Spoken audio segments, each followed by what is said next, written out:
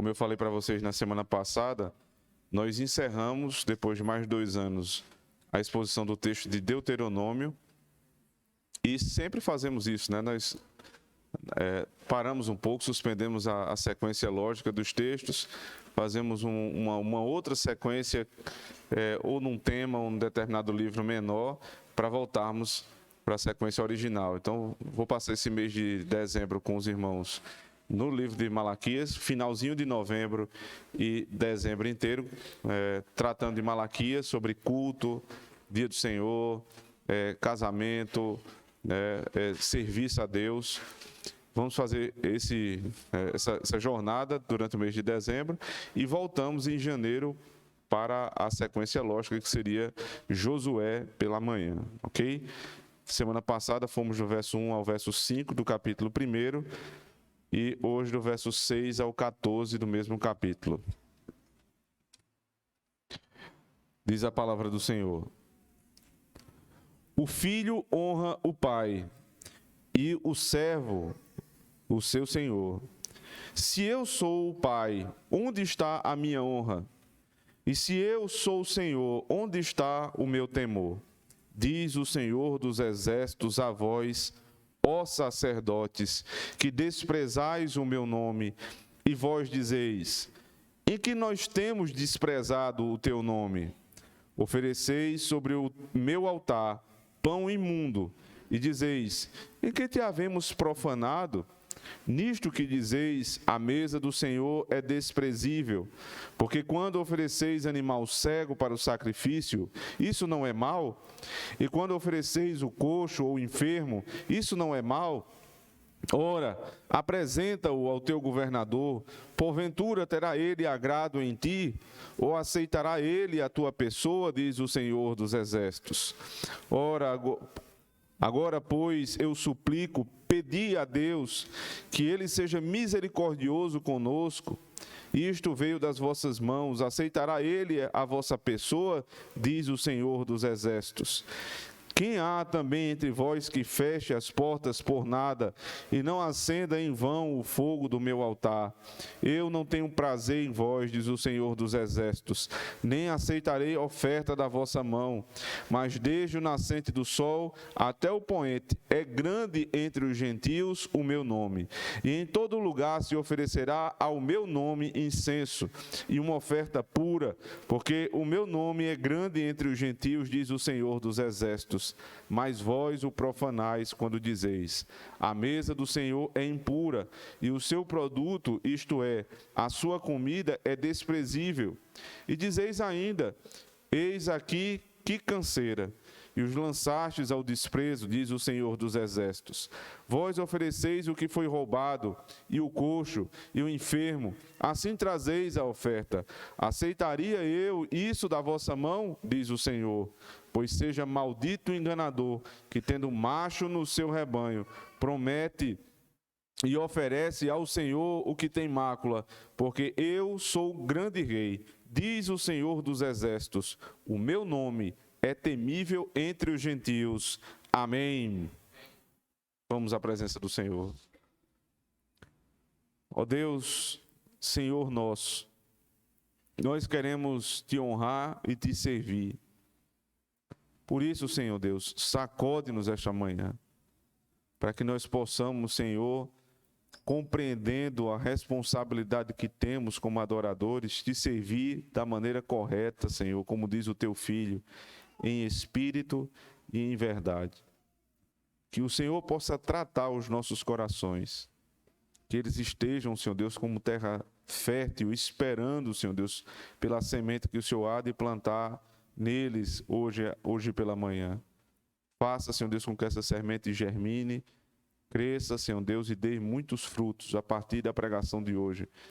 Que a perspectiva de culto e serviço ao Senhor e de relacionamento contigo mude. Usa-me, Senhor Deus, mesmo sabendo quem eu sou, apesar de mim mesmo, para o louvor da tua glória.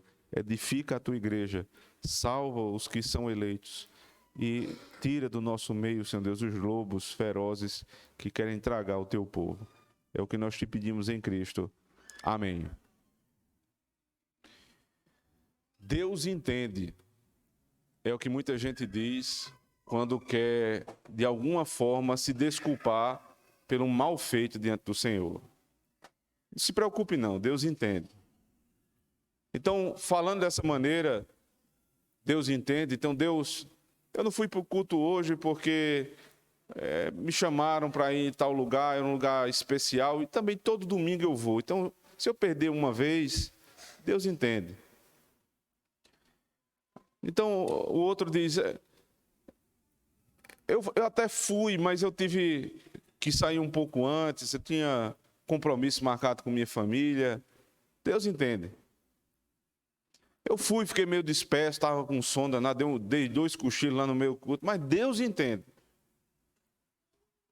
O que Deus diz na palavra de Deus é que nós devemos ter tais e tais elementos de culto.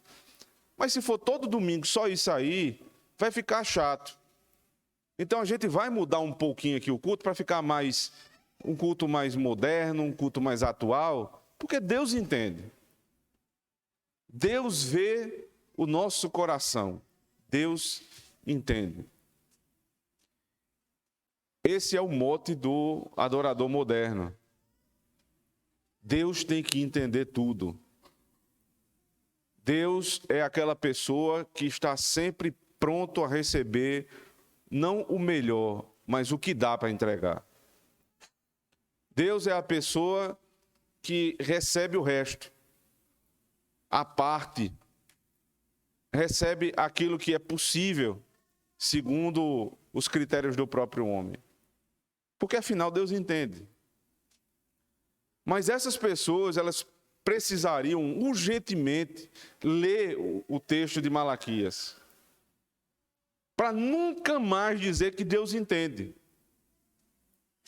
Porque Deus não entende o pecado do homem como o homem está tentando falar.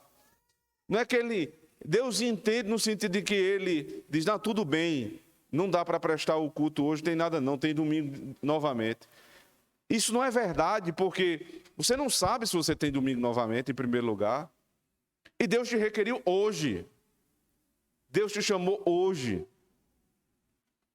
Deus não requeriu você até determinada parte do culto e depois dali eu posso sair. Não, porque Deus te requeriu o tempo todo.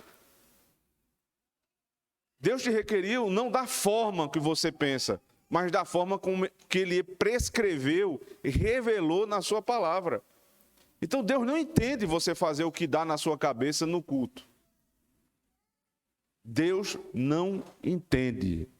Eu estou aqui para lhe dizer várias vezes hoje, Deus não entende. O que Deus ama, o que Deus entende, é o esforço de um pecador para fazer aquilo que ele manda e mesmo assim não conseguir. Isso Deus entende. Deus entende que ainda que você tente ter todo o conhecimento teológico, todo o conhecimento litúrgico, todo o conhecimento do que é preparação para o culto, todo o conhecimento do que se deve entregar no culto. Mesmo assim, você ainda não vai conseguir fazer aquilo que é perfeito e é requerido por Ele. Isso Deus entende. Deus entende que, sabendo o que temos que fazer, por mais que nos esforcemos, por conta do pecado, nós não vamos conseguir. E o Deus que conhece a nossa composição, a nossa essência, o que nos forma, Ele entende que nós não vamos conseguir fazer tudo com perfeição. Mas Ele sabe se isso é fruto de uma negligência ou apenas o fruto do pecado. Do pecado no sentido pecado original, que nos incapacita de servi-lo como Ele é. Muitos vão dizer que não conseguem fazer o que Deus manda no culto por conta das circunstâncias. Você não sabe o que eu estou passando. Pois bem, eu quero dizer que certamente sua situação pode ser muito ruim, mas não é pior do que a que passava Israel aqui no tempo de Malaquias, 400 anos antes da vinda de Cristo. Malaquias é posicionado como o último profeta do Antigo Testamento. E ele foi colocado por Deus, né? Esse Malaquias, que é o anjo de Deus, o mensageiro de Deus para falar com Israel, ele não foi chamado para trazer uma palavra palatável, agradável ao povo de Deus. No verso 1 é dito sentença, peso da palavra do Senhor contra Israel. E por que contra Israel?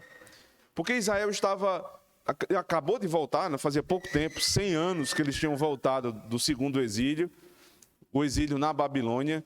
Esse povo continuava passando por muita dificuldade, eles eram ainda oprimidos pelos persas, especialmente pelos persas e outros povos que lutavam, guerreavam contra ele. Esse povo passava por dificuldades financeiras, Israel ainda não havia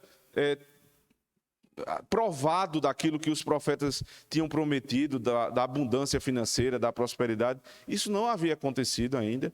Eles tinham guerras internas, até mesmo entre as tribos de Israel, e eles não conseguiam ver aquilo que Deus tinha prometido se concretizar.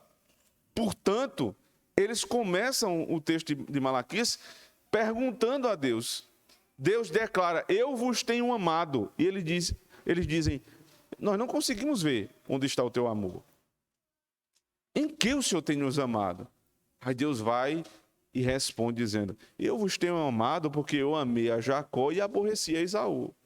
Eu elegi vocês, eu salvei vocês e não salvei o mundo inteiro. Então, este privilégio é a maior prova do amor divino. O fato de estarmos aqui, de termos a nossa família salva, de termos a certeza que vamos morar com o Senhor no céu, é a prova maior do amor de Deus, como nós lemos lá em Romanos 5. Ele enviou o seu Filho para morrer por nós, sendo nós ainda pecadores. Então não tem por que questionar o amor de Deus. Só que quando você não ama, quando você não admira, você não pode prestar culto a Deus. E é justamente o problema seguinte. Primeiro eles questionam o amor, depois eles questionam a validade do culto. Será que vale realmente gastar tanto tempo e dinheiro com o culto ao Senhor? E isso era algo comum tanto aos líderes quanto aos liderados. Eles passavam por situação difícil, mas não apenas a liderança, mas os liderados também caíam no mesmo pecado no culto. E era um ciclo vicioso perfeito. Porque, por um lado, você tem os sacerdotes. Se você olhar para a sua Bíblia, eles são mencionados logo no começo. Verso 6, diz o Senhor dos Exércitos: a vós, ó sacerdotes. A vós, ó sacerdotes. E depois, ele fala lá a partir do verso 11, mas desde o nascente do sol até o poente é grande entre os gentios o meu nome, e em todo lugar se oferecerá o meu nome incenso e oferta pura, porque o meu nome é grande entre os gentios, diz o Senhor dos Exércitos. Mas vós o profanais quando dizeis: a mesa do Senhor é impura. Essa palavra foi dita pelos sacerdotes e agora aqui está sendo dita pelo povo. Então, era um esquema perfeito. Você tinha a liderança, os sacerdotes, que estavam ali liderando o povo só por conveniência. Eles já estavam cansados daquela situação, de ter que todo sábado ir até o templo e receber o sacrifício, analisar o sacrifício, matar o animal, oferecer todos os sacrifícios que Deus colocou lá em Levítico. Todo sábado tinha que fazer isso. Por outro lado, você tinha uma necessidade para que eles subsistissem, que o sacrifício continuasse. Porque o sacerdote, ele vivia da oferta que era entregue no culto. Então, eles não poderiam parar. Eles não tinham mais admiração, não tinham mais a percepção do amor divino, mas eles não poderiam parar, porque eles dependiam daquilo. Então, faziam só mecanicamente o seu trabalho. E do outro lado estava o povo. Um povo que não via prosperidade, só via confusão entre si e também entre os povos vizinhos, e se cansou do culto. Então, uma liderança confusa, uma liderança hipócrita com um povo hipócrita. Uma liderança que gostava, né, de ser servida por meio das ofertas, e um povo oportunista que queria ir para a igreja para receber as bênçãos do Senhor. Nada mais atual do que Malaquias 1, 6 a 14. Nós temos na nossa época pastores prontos a continuar o culto, mesmo que achem uma canseira, mesmo que não estejam comprometidos com o culto prescrito pelo Senhor, mas porque eles dependem do culto para sobreviver. E do outro lado, um povo que sabe que de Deus eles podem receber algo de bom. Então eles não estão dispostos a serem tão crentes para entregar a oferta perfeita, mas também não querem perder as bênçãos prometidas por esse Deus. Se um dos dois, né, deixassem de se comprometer com o pecado, esse ciclo vicioso se quebraria. Porque se o ofertante vai entregar a oferta, como é dito aqui no texto, o coxo, o enfermo, né, o animal cheio de problemas, se ele vai entregar ao sacerdote e o sacerdote não recebe, então acabou aí a possibilidade do povo continuar sendo oportunista. Se o povo vai entregar, né, a oferta de qualquer forma e percebe que há maldade no líder e eles se convencem do seu pecado e se arrependem, agora a liderança já não vai ser mais respeitada. Então, como é possível uma igreja se degradar a ponto do culto ser um culto maculado? Só quando há conivência entre líderes e liderados. É a única possibilidade do culto ser maculado. Quando a liderança e os liderados se corromperam. E aqui que eu queria falar algo sobre a responsabilidade dos liderados, dos membros da igreja, dos fiéis, dos crentes. Há uma importância muito grande de falar a respeito do sacerdócio, eu vou tratar daqui a pouco sobre isso. Mas eu queria que vocês percebessem isso aqui. Não existe uma igreja que se desvie, que ela não se desvie por completo.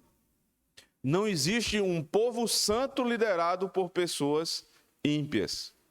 Porque o povo santo não se permitirá ser liderado por ímpios. Um povo santo tende a não se submeter a uma liderança ímpia. Portanto, irmãos, todas as vezes que nós olhamos para uma congregação que se desviou do caminho, é fato que a maior responsabilidade é dos líderes. Mas não exima a culpa dos homens, especialmente, daquela congregação.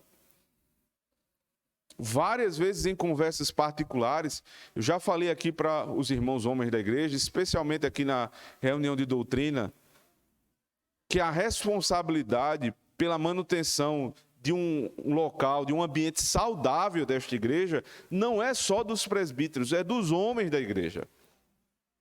Os homens da igreja devem estar atentos a todos os problemas que podem nos cercar, dos lobos que tentam adentrar a igreja. Todos nós precisamos estar atentos, irmãos. Porque depois que a liderança é corrompida, a tendência de levar o povo é muito grande. E isso só foi possível em Israel porque líderes e liderados fizeram um conchavo para um culto hipócrita.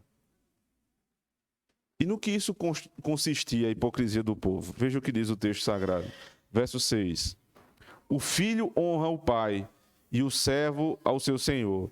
Se eu sou pai, onde está a minha honra? E se eu sou senhor, onde está o meu temor? Diz o Senhor dos exércitos a vós, ó sacerdotes, que desprezais o meu nome, e vós dizeis, em que nós temos desprezado o teu nome? Ofereceis sobre o meu altar pão imundo e dizeis, em que te havemos profanado? Nisto que dizeis, a mesa do Senhor é desprezível. Aqui Deus se compara, né, usando duas imagens, a um pai e a um senhor. Se ele é o pai, onde está a honra de pai? Porque esse é o afeto natural de um filho para um pai, é honrar o seu pai. Por isso que o quinto mandamento diz: honra teu pai e tua mãe. É o afeto mais natural de um ser humano. É olhar para o seu pai e admirá-lo. Olhar para o seu pai e honrá-lo.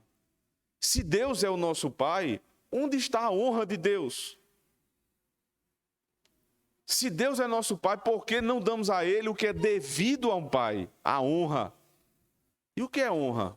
É obediência. Honra para muita gente é fazer um sinal honroso, né?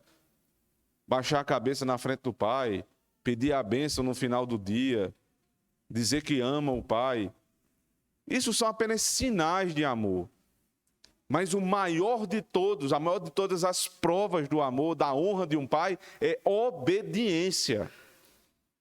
Se vocês dizem que eu sou pai, como vocês não me obedecem? É isso que o Senhor está falando. E no contexto do culto. E ele faz uma emenda, né, nessa questão, falando sobre o senhorio. Se eu sou o Senhor, onde está o meu temor? Agora já não é mais uma relação natural. A relação de pai e filho é natural.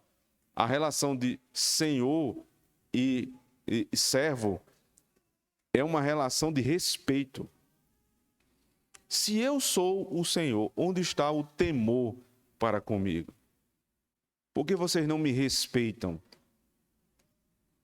Então eles dizem, aí vem o questionamento dos sacerdotes, observe no verso 6.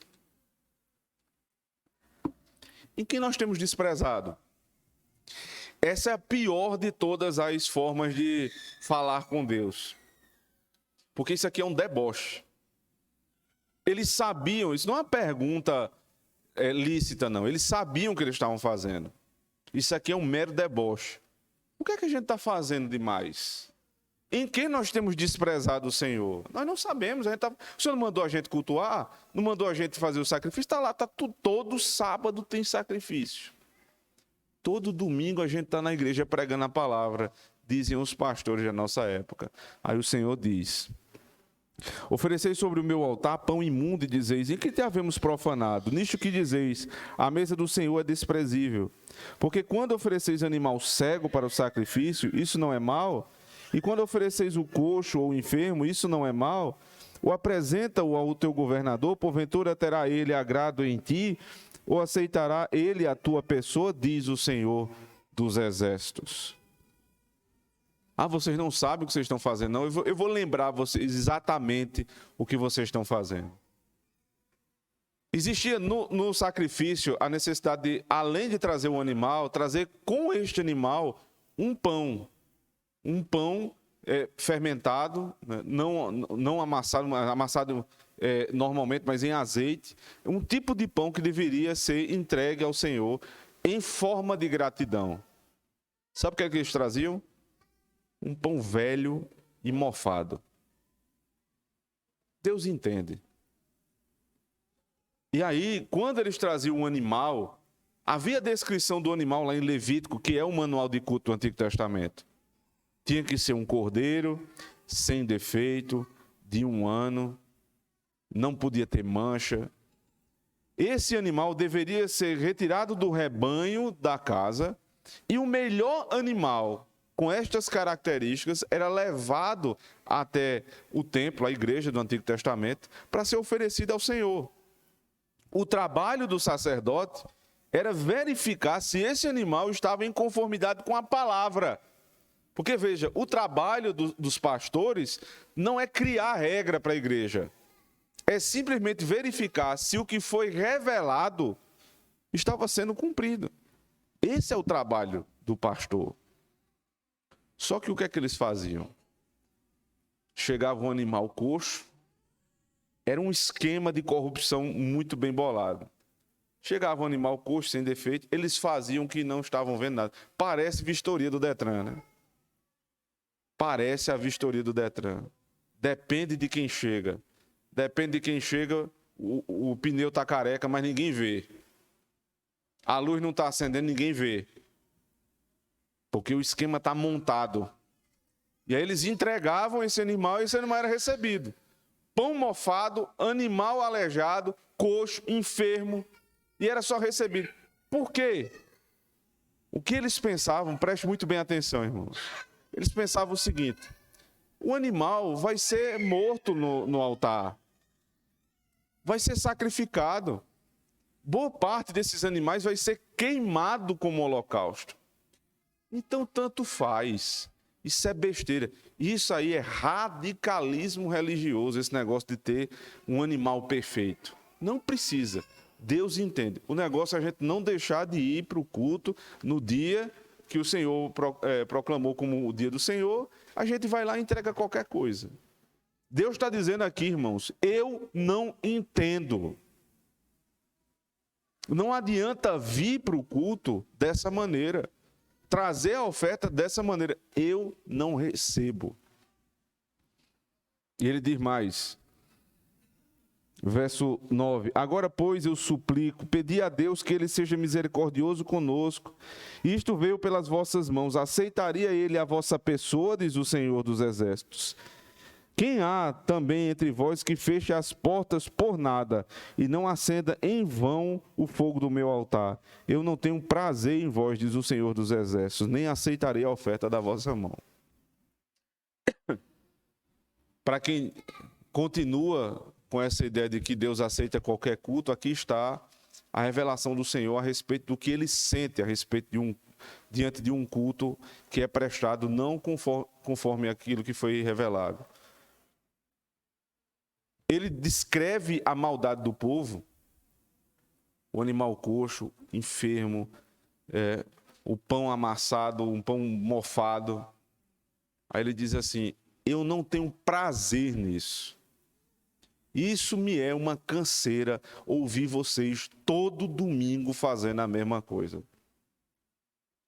Quem dera, preste atenção nisso, quem dera houvesse alguém que de graça fechasse as portas da igreja. Quem iria fechar? Quem deveria fechar eram os sacerdotes. Só que o problema é o seguinte: os sacerdotes já foram comprados. Eles precisavam da oferta para poder comer. O povo entregava uma oferta mais ou menos, o sacerdote recebia. Então o culto continuava sempre sendo profanado. Quem dera se levantasse alguém para fechar as portas da igreja. Você imagina isso? Quando há um culto pervertido ao Senhor, o desejo de Deus é que alguém feche as portas da igreja. Enquanto a maioria dos nossos irmãos, a grande, imensa maioria, continua repetindo que Deus entende, que o que vale é a minha intenção, é a intenção do coração, que cada um tem um jeito distinto, né, de adorar. Deus está dizendo, irmãos, na palavra dele, que o que ele preferiria é que fechasse a igreja. É melhor fechar uma igreja do que mantê-la aberta, fazendo a profanação do nome do Senhor. Então, nunca mais diga que uma igreja neopentecostal, uma igreja onde a palavra de Deus já foi deixada de lado, e veja a distinção, igrejas pentecostais onde a igreja ainda permanece sustentando a palavra de Deus, são igrejas. Mas as igrejas onde isso já não acontece mais, onde o dinheiro, onde muito mais praticamente, né, uma macumba gospel é feita, onde esses lugares são assim, onde a palavra de Deus foi desprezada, Deus prefere sim que esse lugar seja fechado. É melhor fechar do que manter aberta com a palavra de Deus lá adiante, mas todo mundo profanando o nome do Senhor. Então não repita nunca mais que Deus entende, porque Deus não entende. Agora, trazendo isso mais para próximo de nós, para não ficar só nos absurdos, né? Só naqueles que vendem Bíblia de R$1.000, ou que promete, se você vier à frente e o líder tocar em você, você vai ficar curado, coisas desse tipo. Isso são os extremos. Mas vamos pensar em coisas que nos tocam. Nós também, irmãos, o que é pior, nós também podemos estar numa igreja bíblica, num culto conforme foi prescrito pelo Senhor, com toda a reverência externa sendo observada, e ainda assim prestando um serviço que não agrada a Deus. É possível. É possível entregar um culto manco. Sabe como? Você está aqui de corpo presente, mas sua cabeça está longe, resolvendo inúmeros problemas do amanhã. O seu corpo está aqui, mas o que você está dizendo no seu coração é conforme os homens diziam na época: que canseira! Esse culto não acaba nunca. Você acha que isso não é possível? Você não se prepara para o culto. Você chega sempre atrasado. Veja, existem situações onde isso acontece. É óbvio que pode acontecer. Mas se você não se prepara, você não está com sua família na hora, você perde parte do culto. É claro que isso é uma afronta ao Senhor. Se você está presente, mas não está no Espírito, você perde o culto. Se você não vem por qualquer coisa, você perde o culto. Se você vem, mas tudo que você pensa é na hora que vai terminar, você está perdendo o culto, você está profanando o culto. Então existem muitas maneiras muito próximas de nós profanarmos o culto ao Senhor. Termos uma vida inteira durante a semana que não toca no nome de Deus e acharmos que no domingo vai estar tudo bem. Deus entende. Eu vou repetir para você, Deus não entende. A vida do adorador é de segunda a segunda. Agora, a vida pública da adoração é no domingo. A única distinção é essa. A publicidade da nossa adoração. E essa adoração pública só é recebida por Deus quando ela é fruto de uma semana inteira de adoração privada. Se você tem uma vida totalmente depravada, longe da palavra de Deus, seus negócios são todos negócios ilegais, e você acha que vai chegar no culto só porque a aparência do culto, né, os elementos do culto estão preservados, e a liderança da igreja é uma liderança séria, você, especificamente você, não está prestando culto a Deus. Não houve conivência da outra parte, mas você, individualmente, não está prestando culto a Deus.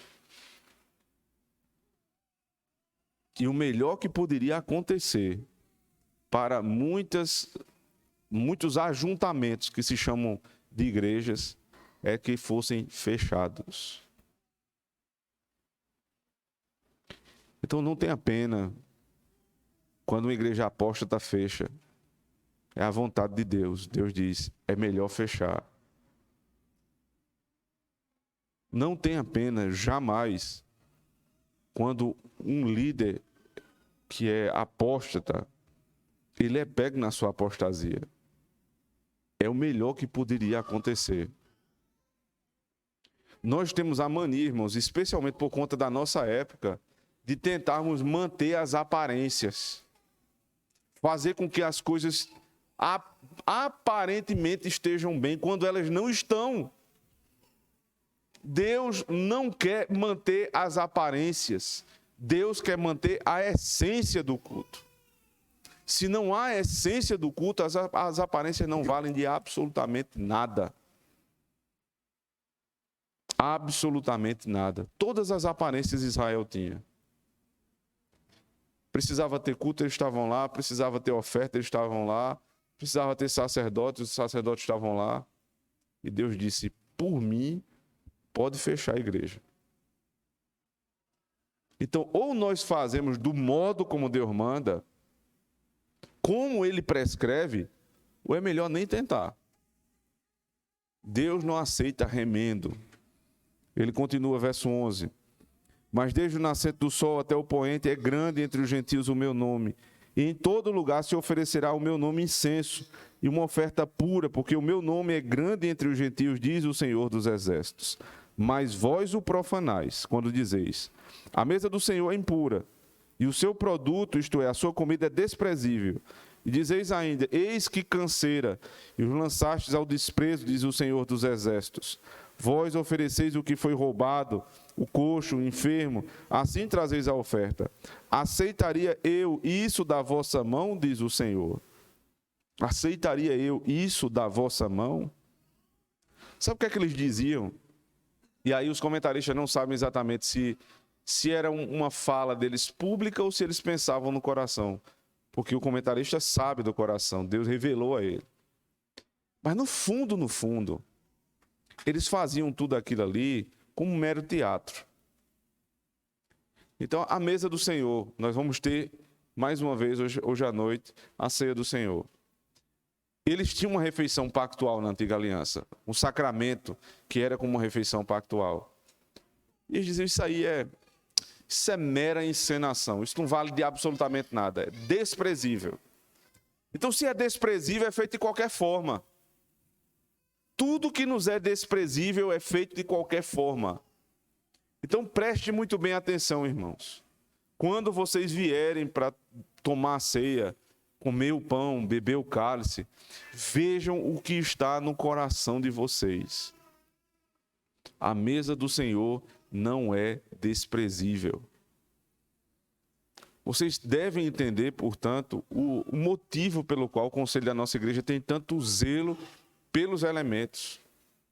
De não entregarmos os elementos a qualquer pessoa que entra na nossa igreja, mas somente aquelas pessoas que têm uma recomendação dos seus pastores, ou que nós sabemos que estão em plena comunhão com a sua própria igreja. Porque a mesa do Senhor é algo sério. O pão e o vinho foram instituídos por Deus para os adoradores verdadeiros poderem comer e beber e serem abençoados. E o contrário disso não é nulidade. Não admirar e respeitar as coisas de Deus não é ser indiferente. Não existe indiferença espiritual. Não existe neutralidade espiritual. Ou você ama, ou você tem em alto preço aquilo ali, em alto valor aquilo ali, ou você despreza. Então, ou você ama a ceia do Senhor, ou você a despreza. Ou você ama a igreja, ou você a despreza. E o Senhor disse: eu não receberei aqueles que desprezam as minhas coisas. E ainda dizem: que canseira esse culto. Que canseira. A gente tem capacidade, né? Nos próximos dias isso vai ficar mais evidente ainda. De passar 2, 3, 4 horas assistindo um jogo da seleção brasileira, se for para prorrogação, pênalti, se tiver 35 pênaltis, está todo mundo lá assistindo, vidrado na televisão. Nada contra. Agora começa o culto, eu fico só olhando. Vai escorregando para um lado, o outro vai escorregando para o outro. O olho começa a fechar, daqui a pouco tá aquele sono gostoso. Eu temo, irmãos, que a melhor canção de ninar para muita gente seria ouvir uma pregação. Porque dá um sono. Eu nunca vi um negócio para dar tanto sono como o culto. Mas Deus entende. Deus não entende. Nós estamos falando sobre coisas sérias. Nós estamos falando sobre sua alma. E quantas vezes, no meio do culto, eu vejo as pessoas brincando. E a minha pergunta é: o que é que tem de tão engraçado aqui? É o menino que está na minha frente, a criancinha que olhou para mim. Meu filho, eu estou falando que você vai para o inferno se você não prestar atenção no que eu estou dizendo aqui. Se você oferecer um culto desprezível ao Senhor, você vai para o inferno. Deixa para brincar com a criança outra hora. Não perturba a mãe, não. A mãe está fazendo de tudo para deixar o menino quieto, tu perturbando com a criança. Não faça isso. Existem horas para nós brincarmos com as nossas crianças. Não é agora. Não é agora a hora de lembrar da piadinha para contar a um amigo. Não é a hora agora de um ficar olhando para a cara do outro e achando bonitinho. Não é a hora. Estão rindo de quê? Estão dormindo por quê? Vocês estão diante do bem e do mal, céu e inferno, vida ou morte, e riem, dormem. Isso é uma vergonha, irmãos. Deus não entende. É canseira, é enfado, é chato. Tudo que tem a ver com as coisas de Deus é difícil. Se chamar durante a semana para um churrasco, todo mundo vai. Mas toda quinta-feira tem reunião de oração, vem 10 pessoas. Enfado, canseira, não dá para vir. Sempre é assim. Sempre é assim. Se chamar no sábado para um evento, vai todo mundo. Mas se chamar para a reunião de estudo da família, vem 30 pessoas. Deus não entende. Deus não é um moleque que você faz ele de besta, não. Deus é o Senhor dos exércitos. E veja, das quase 400 vezes que a palavra Senhor dos exércitos é usada no Antigo Testamento, 23 estão aqui em Malaquias. Deus não é moleque. Deus é o Senhor dos exércitos. E ele não entende. Agora está pensando que ele está dizendo isso aqui porque ele precisa da sua adoração, é? Veja o final, o que é que ele diz.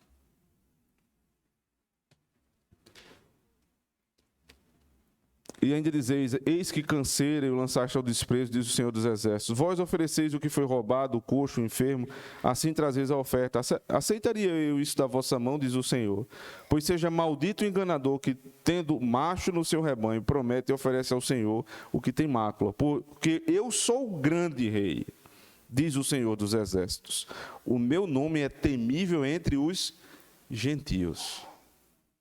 Que coisa, o nome dele ainda não era temível no sentido cultico aos gentios. Ele está dizendo, os gentios parece que me respeitam mais do que vocês. Mas não é só isso, não.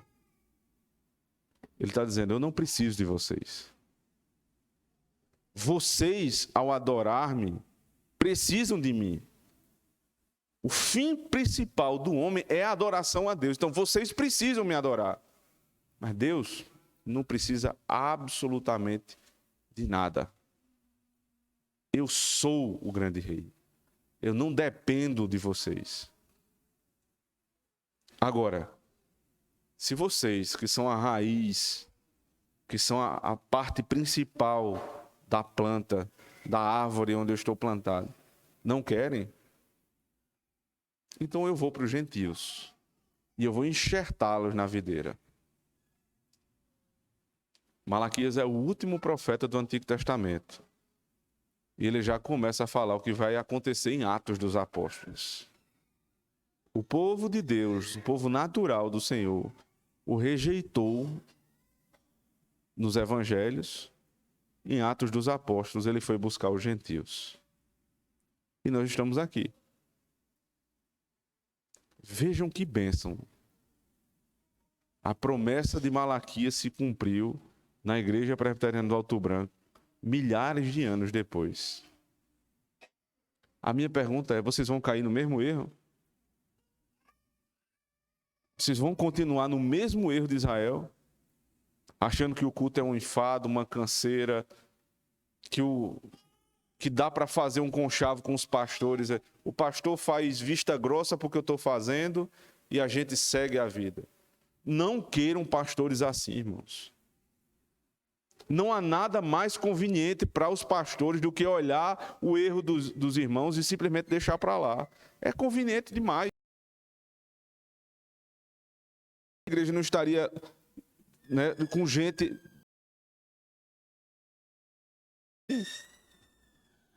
Não acham isso? Triplicar o número de pessoas numa igreja, tendo uma... Só que a pregação séria é somente o primeiro ponto do trabalho do pastor. Dos pastores, aliás. Quando termina isso aqui, tem visita, aconselhamento, exortação.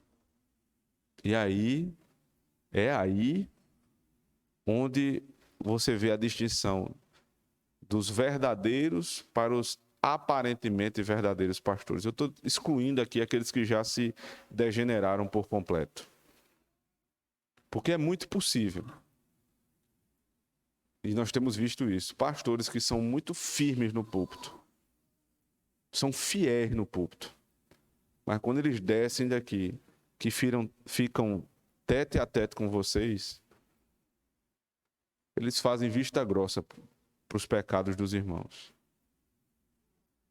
Parece ser a melhor coisa do mundo, mas é a pior coisa para uma igreja. O culto, irmãos, a pregação é a expressão pública da nossa vida. Se os pastores não cuidam da nossa vida privada, o culto é uma hipocrisia. O culto é um... Nós não estamos aqui para encenar. Nós não estamos aqui para entregar metade ao Senhor. Nós estamos aqui para entregar o todo. Nós não viemos para cá para dizer, Senhor, eu sei que tu entendes. Não. Nós viemos para cá para dizer, Senhor, nós somos imperfeitos, mas em Cristo nós queremos te servir. Que Deus tenha misericórdia de nós, irmãos, e aceite a nossa adoração. Amém. Vamos orar ao Senhor. Santíssimo e bondoso Deus, todos os domingos nós viemos para cá e há um risco muito grande, Senhor Deus, de nos acostumarmos com as coisas do Senhor e acabarmos ferindo a Tua santidade, Senhor Deus, pela nossa negligência, seja por não vir ou por vir de qualquer forma. Podemos estar aqui, Senhor Deus, bem vestidos, aparentemente compenetrados, e com a nossa mente, nosso coração longe. É possível, Senhor Deus, que não tendo nos preparado devidamente, descansado o nosso corpo como é preciso, sintamos sono, enfado, canseira. É possível, Senhor Deus, também que por conta das nossas muitas preocupações, Senhor Deus, nosso desejo é de chegar segunda-feira para tentar resolvê-las. Mas nós não podemos fazer isso. Culto aceitável ao Senhor. Senhor Deus, nada nas nossas mãos que seja perfeito para te oferecer. Coxo. Tudo é manco. Tudo.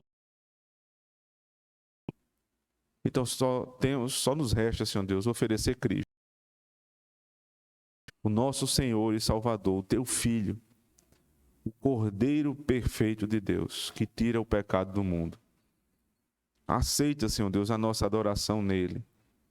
E ajuda-nos, Senhor Deus, a jamais desprezar as coisas do Senhor, a jamais tratá-las como enfado e canseira, mas temos prazer em dar honra a quem merece honra, o nosso Pai e Senhor.